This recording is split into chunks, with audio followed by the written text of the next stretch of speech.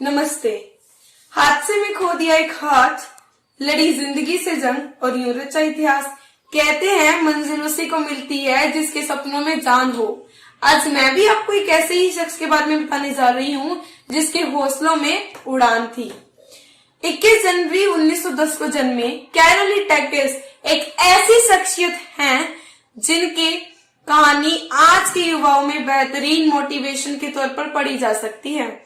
Caroli Hungary सेना के जवान थे।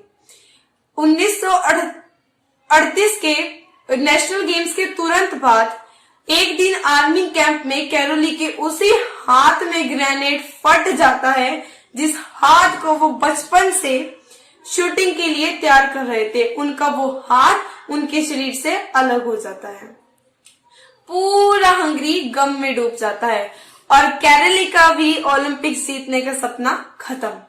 अब ये कैरोली के ऊपर था, या तो वो किसी कोने में जाकर निराश हो जाए या फिर से अपने सपने पर नजर डालें, उसे पूरा करने का सोचे। कैरोली ने हार नहीं मानी। उन्होंने अपने उस हाथ पर ध्यान दिया जो बचा था। उन्होंने बिना किसी को बताए अपने लेफ्ट हैंड की प्रैक्टिस शुरू कर दी। लगभग एक साल बाद 1949 में जब कैरोली सबके सामने आए नेशनल गेम्स में, तब सब हंसे कि इतने बड़े हादसे के बाद फिर भी कैरोली उनका प्रोत्साहन करने आए हैं। तब कैरोली जवाब देते हैं कि मैं तुम्हारा प्रोत्साहन करने नहीं आया, तुम्हारे साथ प्रतियोगिता में भाग लेने आया हूं। और जीतता कौन है? कैरोली टैकेस, वो शख्स जो अपने केवल हाथ से लड़ रहा था। पूरा हंगरी खुशी में झूम उठता है और हंगरी को विश्वास होता है कि 1940 के ओलंपिक्स का गोल्ड अब कैरोली टैकेस ही जीतेंगे। और कैरोली टैकेस भी अपना पूरा ध्यान 1940 के ओलंपिक्स पे लगा देते हैं। पर समय उनके साथ खेल खेलता है। 1940 के ओलंपिक्स वर्ल्ड वॉर के कारण रद्द हो जाते हैं। कैरोली निराश नहीं होते, वो फिर से अपना पूरा ध्यान 1944 के ओलंपिक्स में लगा देते हैं। फिर से समय उनके धैर्य की परीक्षा लेते हुए 1944 के ओलंपिक्स में वर्ल्ड वॉर के कारण ही रद्द।